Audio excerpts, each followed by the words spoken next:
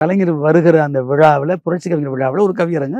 அதில் தான் நான் முதல் கலைஞர் என்னைய தம்பி கவிச்சுர கவிதை பித்துன்னு பாராட்டுறாரு. அதுக்கு பிறகு வரலாம்.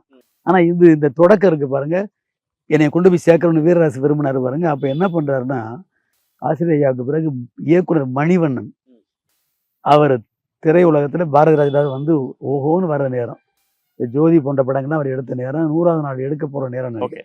அந்த நிகழ்ச்சியில என்னை கொண்டு போய் என் தலைமையில கவியரங்க, அதே விக்டோரியா விடுதியில, மணிவண்ணன் என்னை பார்க்கணும், திரைப்படத்துக்கு பாட்டு எழுத வாய்ப்பு தரணும்.